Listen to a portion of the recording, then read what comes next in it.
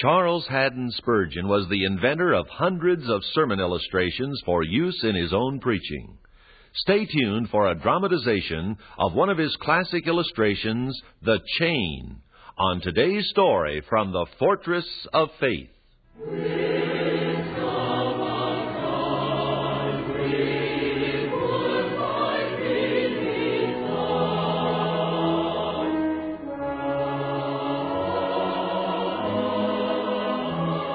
Even though the world rejects the guidance of God, there is one place where a fire of gratitude still burns brightly in thankfulness for the Lord's leading.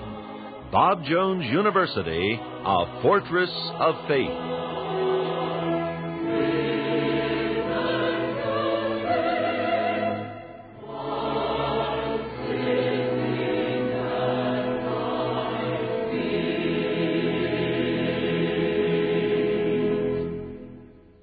There was once a prince who ruled over a vast kingdom, said Charles Haddon Spurgeon.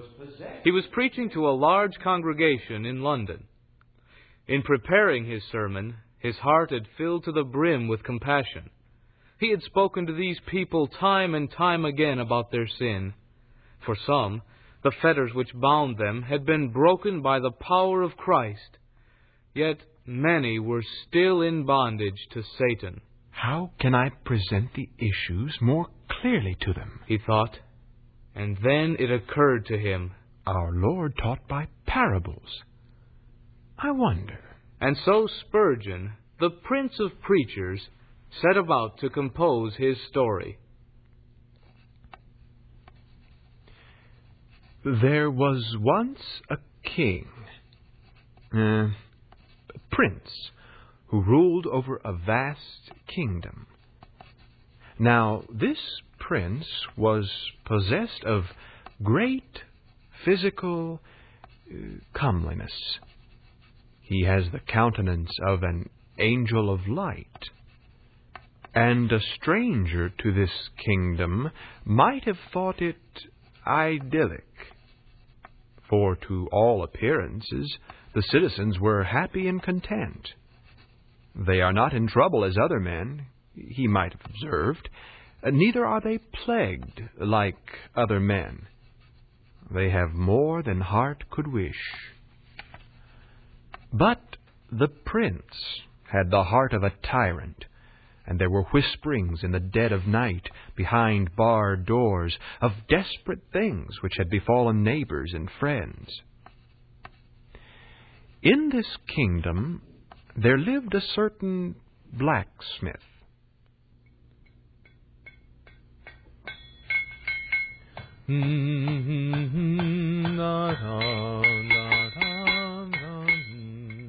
Husband, can you stop for a cool drink? Oh, indeed I can. It is so very hot today.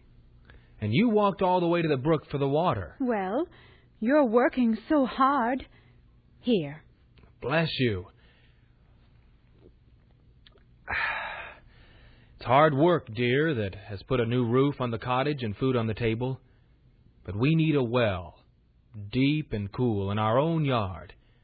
Then you will not have to go all the distance to the brook. Oh, yes.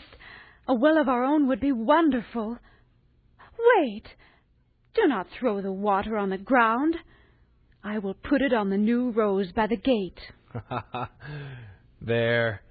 Now back to the cottage with you, and let me get back to my work. Soft. Do you hear, husband? Aye, and coming this way.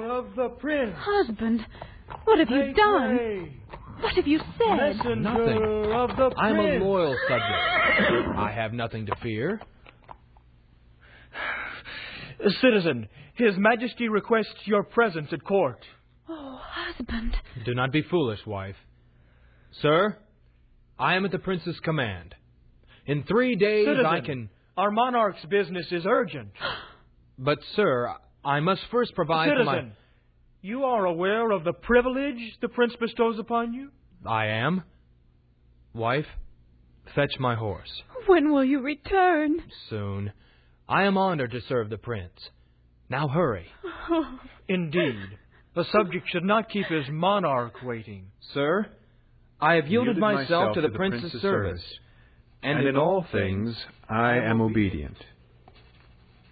When the blacksmith arrived at the palace, he was treated royally. Attendants bathed and clothed him. He was fed sumptuously. And when he had enjoyed a refreshing sleep, he was presented to the prince. Citizen, Your Majesty, you are a blacksmith? I am, Your Majesty. It has been brought to our attention that you excel at your trade. You honor me, Majesty. I have a commission, which must be entrusted only to the most capable, the most trustworthy of my subjects. Are you prepared to accept it? I am, Your Majesty. Make me a chain of the strongest metal in my kingdom. To what purpose shall it be put? To our royal purpose.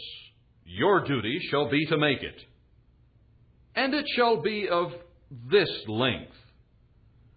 Go home. When you've fulfilled our commission, return to the palace.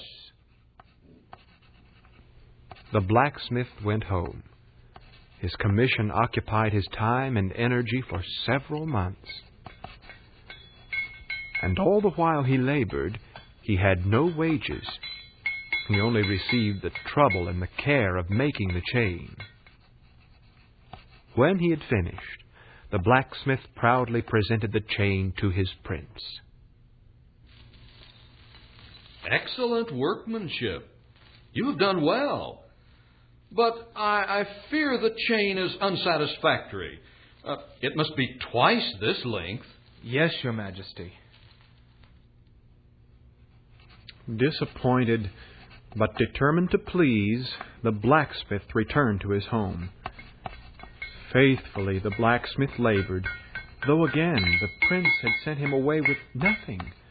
No materials, no wages. Your Majesty, I have the chain, made to your specifications. I have formed each link. It is strong. You have done well. And I hesitate to criticize, yet in truth, the chain is not satisfactory. Go, make it longer still. Yes, Your Majesty. Time and time and time again, the blacksmith presented the chain to the prince. Time and time and time again, the chain was rejected. And never, never, never were any wages paid for the labor. Almost in despair, yet loyal still, the blacksmith came once more into the presence of his master. Your chain, Majesty. Aha! At last! You have indeed completed the work. That is strong, and it is long, but it is yours, not mine. But, Majesty, I have no use for the chain, and now that it is complete, may I not expect from thy hand some wage for my labor? Wage? Executioner, take this man's chain. Bind him hand and foot. Executioner? But I have been a loyal subject. No. You have been a fool. What wages have you earned? Death. Executioner, cast him into the furnace of fire. Fire? But no, I've been a loyal subject.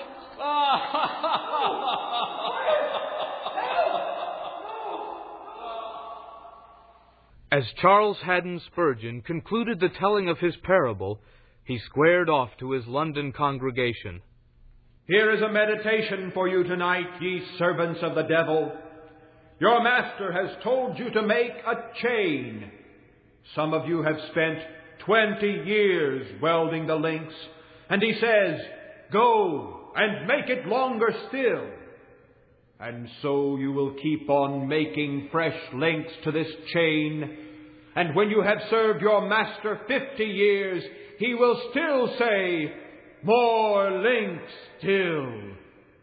And then, at last, you will be bound hand and foot and cast into the furnace of fire. For the wages of sin is death. But thank God, I can tell you of a deliverer. The Son of God has power to break every one of your fetters, if you will only come to Him.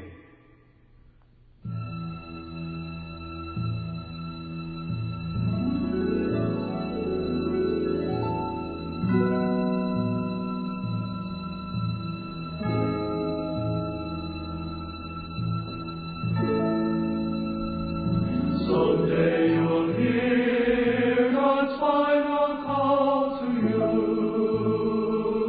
to take His offer of salvation true. This could be it, my friend, if you but knew God's final call, God's final call.